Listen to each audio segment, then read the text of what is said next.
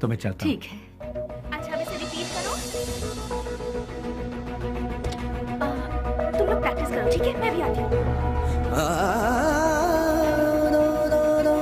Excuse me ma'am, अभी जो यहाँ आए थे वो? हाँ, वो विश्वराज जी हैं। डोनेशन के तौर पर 3 लाख रुपए देकर गए। वो बहुत भले इंसान है, बहुत ही दयालु। Thank you ma'am.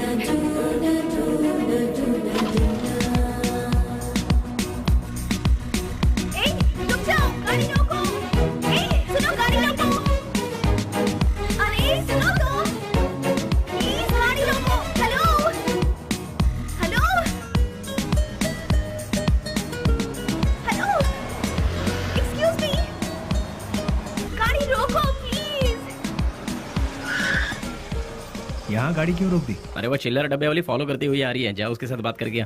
तुम्हारे दिमाग का स्क्रू ढीला है क्या? मैंने पहले ही कहा था, ये प्यार व्यार लफड़े वाला केस है। चुपचाप जाके बात करके आ जा, और हाँ काम तमाम करके। अरे मतलब बातचीत यार। लो भाई, वो आ भी गई। हाय। क्या हुआ? अरे तुम इस तरह से नाराज क्यों हो रहे हो? मुझे तुमसे कुछ बात करनी है। क्या क्या बात करनी है, बताइए। वो बात मैं इन लोगों के सामने नहीं कर सकती। मैंने पहले ही कहा था ना, ये प्यार का मामला है। कहीं दूर ले जाकर बात करो इससे। हमारे सामने बात करने से शर्म आ रही होगी इससे। एक काम कर, तू जा इसके साथ। चलो ना। अरे रुक जाओ। तुम भी ना। ये सवाल तुम स्माइल देकर भी पूछ सकते हो ना, कितना अच्छा रहेगा। हे, बास का मतलब क्या है? अरे तेरी तो इतनी सी बात के लिए तुम मुझे यहाँ ले आई। Relax relax. कैसे रिलैक्स हो जाऊं? क्या है, मैं बात कर रही हूँ और तुम नाराज हो रहे हो? हाँ हेलो, तुमसे मिलने के लिए मैं आधा लीटर पेट्रोल खर्च करके आई हूँ, समझे? किस गधे ने आने के लिए कहा था? मुझे एक बात बताओ। तुम्हारी कंपनी का नाम तो गूगल में भी नहीं है। इन 4 दोस्तों के साथ बैठकर हंसने के सिवाय बताओ तुम और क्या करते हो? हाँ तुम थोड़ा ज्यादा ही कर रही हो। प्यार करने वालों के चेहरे पर कभी प्यार भरी मुस्कान देखी है? तुम्हें पता भी है वो फीलिंग कैसी होती है? एक बार मेरी मुस्कान के साथ अपनी हंसी जोड़ दो। हाँ, लाल बाग की सारी कलियां फूल बनकर खिल जाएंगी। हाँ हाँ हाँ। क्या हुआ, कुछ भेजे में नहीं घुसा? कुछ समझ नहीं आया? सीनियर बनकर सीरियसली कह रही हूँ मैं तुमसे। Hold hold hold. अरे ये क्या बात है यार, ये लड़की मुझे फॉलो करती हुई आकर लड़कों की तरह बोल्ड होकर बात कर रही है मुझसे, ये सोच रहे हो? ऐसा सोचोगे तो भी मुझे कोई फर्क नहीं पड़ेगा। जो मेरे दिल में है उसे फेस टू फेस कहना मेरी आदत है। मुझे तुम्हारा कैरेक्टर बहुत अच्छा लगा और मैं तुम्हें बहुत पसंद करती हूँ। मैं तुमसे प्यार करती हूँ। I really love you. Hello hello, वाह, पहली मुलाकात के दूसरे ही दिन मुझे आई लव यू कह रही हो। मानना पड़ेगा तुम्हें। मैं भी सिंसियर और सीरियस होकर कहता हूँ, ये मेरा स्टाइल नहीं है। तुमने अभी कहा हम दोनों की हंसी से लालबाग की सारी कलियां फूल बनकर खिल जाएंगी। ये तुम्हारे बचकाने भेजे की उपज है। तुम एक काम करो, अपने माँ बाप से कहो कि तुम्हारी शादी करवा दे, अपने आप ठीक हो जाओगी। हे, पता है पेड़ पौधे भी प्यार के गीत गुनगुनाते हैं, तो फिर बाहर का खिल जाना गलत नहीं है। बाहरों में जितनी सच्चाई है उतनी ही सच्चाई मेरे प्यार में भी है। देखो, खिले हैं फूल, जो इन बहारों में तुम्हारा प्यार भी कितना सच्चा है ये मैं नहीं जानती। ये प्रीति, प्यार, सच, झूठ, इनसे मेरा कोई लेना देना नहीं। अच्छा तुम एक काम करो, किसी शायर को पकड़ लो, तुम्हारे शेर और कविताओं को एक बढ़िया रूप दे देगा वो। अब सूरज डूबने वाला है, तुम अपने घर जाओ। घर में नहीं जाऊंगी, तुम्हारे दिल में जाऊंगी। उस दिन तो वो उसके प्यार को ठुकरा कर खरी खोटी सुनाकर चला आया, लेकिन धीरे धीरे उसके दिल में भी प्यार का अंकुर फूट कर पलता गया। दिन रात वो उसके पीछे पागलों जैसी पड़ गई। हमने भी उससे पूछा, तुम मुझसे क्यों इतना प्यार करती हो? उसने जवाब दिया, उसकी अच्छाई मुझे भा गई।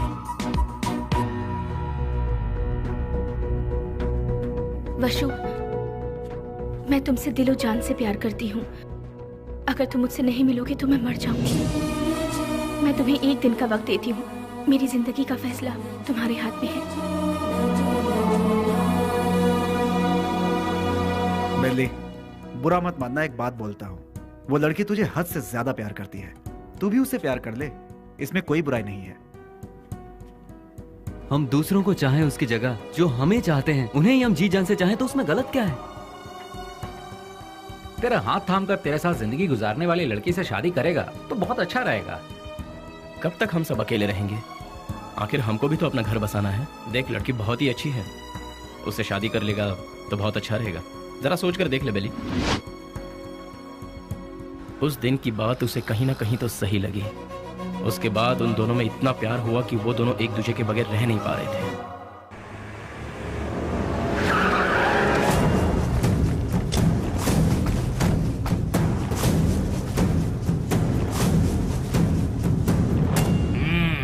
क्या बात है, आज त्रिमूर्ति के दर्शन कैसे हो रहे हैं? सच्चाई जानने के लिए हम यहाँ पर आए हैं। खोल के बताओगे? आज तारीख क्या है ये पता है? दिसंबर 31 है। हाँ, कल से नया साल शुरू। दिसंबर 31 के बाद नया साल तो आता ही है।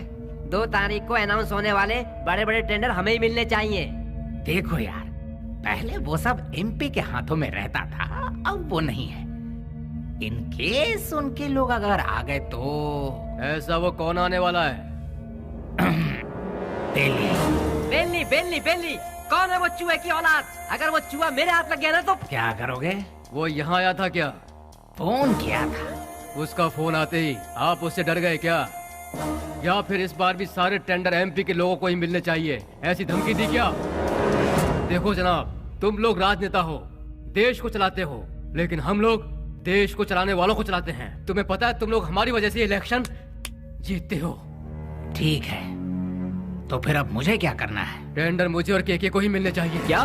फिर मेरा क्या? काम संभालो। देखो यार, तुम दोनों मुझे जितने प्यारे हो उतना ही प्यारा जॉनी भी है। तीनों बैठकर सोचो, तीनों मिलकर कोई एक सही फैसला ले लो। और हाँ, तुम लोगों के जैसा बेली भी है। देखो यार, हम लोग आपस में क्यों लड़ रहे हैं? वो टेंडर तुम और जॉनी ले लो। उसके बदले में बेली को खत्म करने में साथ दो। ठीक है।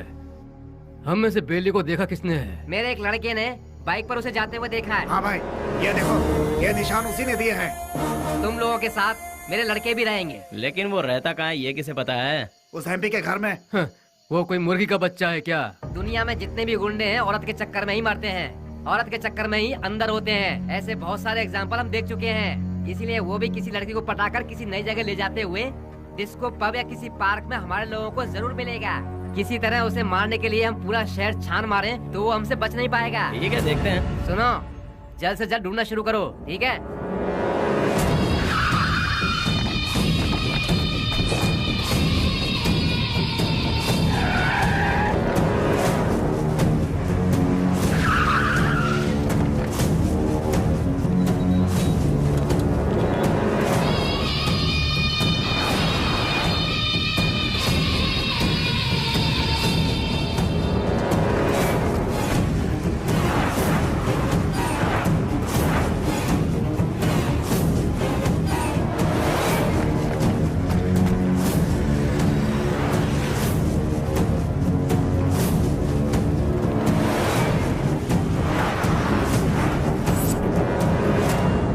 बेली अपने प्यार से मिलने जा रहा है? और हम लोग कोई पूजा करने जा रहा हो, उसके बीच में कोई अड़ंगा डालता है क्या? अरे थोड़े बहुत भगवान को हम भी खुश कर लेंगे ना। ठीक है, लेकिन कोई फालतू बात नहीं करेगा। बेली, तू पहले हमें प्यार के चक्कर से दूर रखता था, लेकिन आज हमें अपने आप से ही दूर कर रहा है यार। रोमांस यार। ठीक है, ठीक है, हमें भी कोई ना कोई मुर्गी मिलेगी, तब हमारा भी वक्त आएगा। हाँ, अभी ऐसा करेंगे। किधर है वो? अभी तक दिखाई नहीं पड़ा। कौन बॉस? अरे हमारा बाबू यार। अच्छा, वो तो गिफ्ट लेने गया यार। किसके लिए? उसके दोस्त के लिए। ऐसा क्या? तो फिर फोन करके जल्दी बता दे, गिफ्ट में हम अपना भी नाम लिखवा देते हैं। ये तो इतना ही क्यों? फोटो भी भेज दो।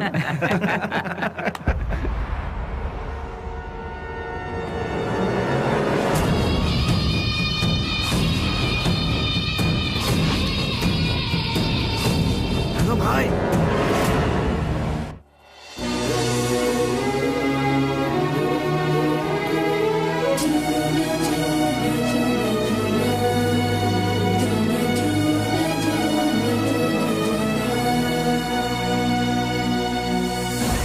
Happy new year. थैंक्स भैया, सेम टू यू। तो फिर क्या है आज का स्पेशल? स्पेशल ये है कि मैं आपको आज आपके जीजू से मिलवाने वाली हूँ। मतलब मैं जिससे प्यार करती हूँ और जिससे शादी करना चाहती हूँ उस इंसान से आपको मिलवाने जा रही हूँ। वाह, मुबारक हो। All the best. Thank you. At what time? शाम को घर में डिनर पर। Okay, I will be there. भैया, थैंक्स। बाय। इन दोनों का क्या रिश्ता है? नेहा, हाँ? Once again all the best. Happy new year. Thank you भैया।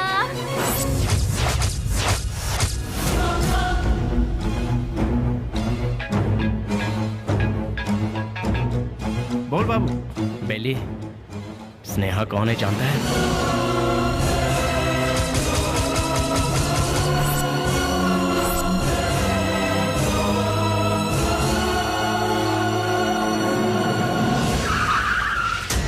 भैया, बुद्धा पार्क पता है ना? उसी के गेट के पास सभी खड़े हैं भाई। सीधा गेट क्रॉस करके आगे निकल जाओ भाई, फिर सबको घेर लेंगे। बहुत सावधानी से काम करना पड़ेगा। Happy new year. I love you.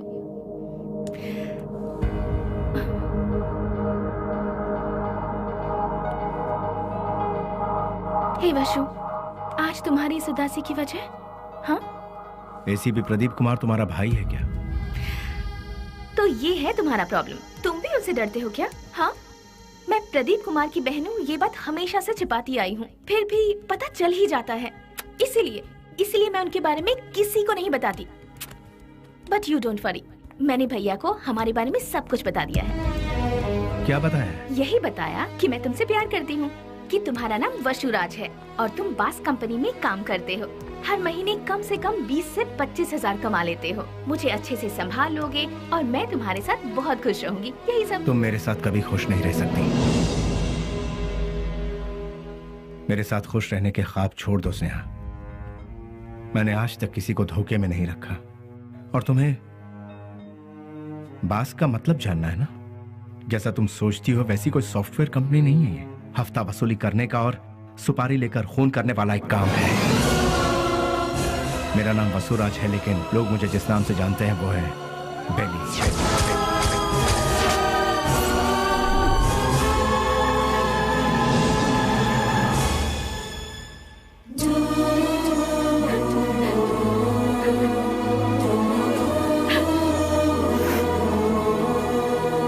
प्यार किसी से होगा और शादी किसी और से होगी, ये मैंने सपने में भी नहीं सोचा था।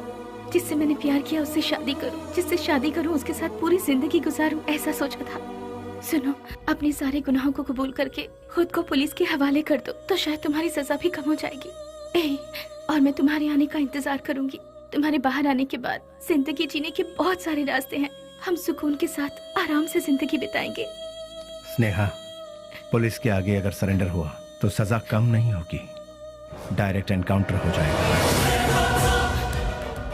नहीं, वो जितना तुम सोचती हो उतना जीना आसान नहीं है। महान लोगों ने हमें जीने के लिए 3 राहों पर चलने को कहा है। गांधी जी ने कहा है, कोई एक चांटा मारे तो दूसरा गाल आगे करो। चोरी मत करो, खून मत करो। बड़े बड़े संतों ने यही कहा है। लालच मत करो, लालच ही संकट की जड़ है, ऐसा बुद्ध ने कहा है। लेकिन आज उनको मानता कौन है? आज इंसान को जीने के लिए इन 3 रास्तों पर चलना होगा। सर कटा के जियो, सर काट के जियो, या फिर सर झुका के जियो। तुम तीसरे वालों में से, सर झुका के जीने वाले। लेकिन मैं सर कटवा के जीऊंगा। वो भी नहीं तो सर काट डालूंगा। और अगर ये भी नहीं हो पाया तो खुदकुशी कर लूंगा। इस धरती से बोझ भी कम हो जाएगा और जनसंख्या भी कम हो जाएगी। इस जमाने में जो डर डर के जीता है उसे उसका साया भी डराता है। ये बात तो सारी दुनिया जानती है, और तुम हो कि मुझे इस बात से उल्टा पाठ पढ़ा रही। मैंने भी कोशिश की थी कि अपना सर झुकाकर लोगों के सामने इंसानियत से जीऊं, लेकिन क्या हुआ? कुछ नहीं। भूख, प्यास, गरीबी, न पढ़ाई लिखाई, न रोजगार का ठिकाना। इसीलिए मैंने लोगों के सर काटे। क्योंकि अगर मैं ऐसा नहीं करता तो कब, कहां और कौन किस तरह मेरा सर कलम कर देता मुझे पता भी नहीं चलता। तुम्हारा भाई खुद मेरा इंतजार कर रहा है। एक मौका मिलने की देरी है, भून डालेगा वो मुझे। इसलिए मेरी बात मानो स्नेहा, मेरा सर नहीं बचने वाला है। सब कुछ भूल जाओ, तुम खुश रहोगी स्नेहा। नहीं स्नेहा, मेरी बात तो सुनो। प्लीज स्नेहा, मेरी बात को समझने की कोशिश करो।